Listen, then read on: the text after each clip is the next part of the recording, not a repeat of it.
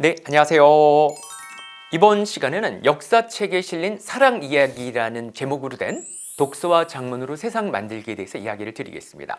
역사책을 읽는 방법을 안내해 드리려고 만든 활동입니다. 삼국사기의 열전 부분에서 글을 뽑아왔습니다. 설신여라고 해가지고 이미 서님들이 다 알고 있고요. 이 내용은 어린이 동화책에도 이제 실려 있습니다. 워낙 보편적으로 사람들 마음을 울리는 이야기이기 때문에 그렇습니다. 다 알고 계시겠지만 제가 줄거리를 간단하게 말씀을 드릴게요. 어떤 젊은이가 있었는데 남성 젊은이가 있었는데 어떤 여성 젊은이를 이렇게 짝사랑하고 있었어요. 동네에서 설신의 집딸이 되게 예쁘고 몸가짐도 좋고 인성도 좋았대요. 그래서 늘 흠모하고 있었는데 어느 날 그 집에 아버지가 군대에 소집이 되게 된 거예요. 그런데 집집마다 남자가 한 명씩 군대에 가야 되는데 늙고 병든 아버지가 군대에 가야 될 생각을 하니까 너무 이 집 딸이 마음이 아팠던 거죠. 그때 그걸 가만히 보고 있던 이 남자가 이 여자 집에 찾아가서 아버지 대신 내가 군대에 가겠다 이렇게 얘기를 한 겁니다. 그러자 그 설씨 그 여자의 아버지가 그러면 너무 고마우니까 우리 딸이 당신 마음에 자네 마음에 들면 혼인을 시켜주면 어떻겠냐 이렇게 얘기를 해서 제가 진짜 그러고 싶었다 고맙다 이런 얘기를 한 이야기입니다. 그래서 3년 동안 군대 복무하고 돌아오면 혼인을 하기로 약속을 했는데요. 남자가 3년이 지나도 돌아오지가 않습니다. 국경 분쟁이 생기고 국가가 더 전쟁 위기가 생기니까 군대 복무가 늘어난 겁니다. 그래서 3년이 6년이 지났는데도 오지 않습니다. 그러자 여자네 집에서는 남자가 안 올 모양이다. 남자가 죽었나 보다. 그러니까 너는 자꾸 나이가 차고 그러니까 다른 남자랑 혼인을 해라. 이렇게 얘기를 이제 하는 상황이 됐고요. 여기 여자는 그렇지 않다.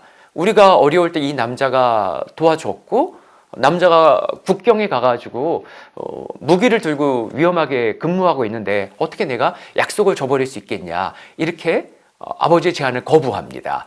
그러자 또 시간이 계속 지나자 아버지가 이제 안 되겠다. 그 남자 이제 안 온다. 너도 혼인을 하고 네 인생 살아야 되지 않냐 해서 결혼을 이제 시킵니다. 그래서 결혼 약속을 잡고 결혼하려고 그러는 찰나에 설씨 남자가 군대에서 6년 만에 돌아오는 겁니다. 처음 돌아왔을 때 이 남자가 워낙 거짓골을 하고 있어가지고 사람들이 못 알아봅니다. 그 남자인 줄요. 그러자 남자가 헤어질 때 여자랑 거울을 딱 쪼개서 이걸 증표로 삼기로 하고 나눠줬는데 이 증표를 딱 이제 내밉니다. 그 증표를 거울하고 맞춰보고 이 설씨 여자가 눈물을 흘리면서 울면서 이 남자와 결혼을 하겠다 그러고 그걸 지켜보던 모든 마을 사람들이 박수를 치며 기뻐하는 걸로 이 이야기가 정리가 됩니다. 이 이야기가 실린 이 단원의 성취 기준에 보면 이런 내용이 있습니다. 글에 드러난 정보로 글에 드러나지 않는 내용을 추론해서 생각한다. 이런 게 있습니다. 여기 보면 이 짧은 이야기에 여러 가지 내용이 이제 숨어 있습니다. 일단 군대 복무가 대리 복무가 가능했다는 걸 알 수 있습니다. 요즘에는 당연히 영장이 나오면 내가 가야 되는데 이웃집 사람이 가도 된다는 것을 이제 알 수가 있고요.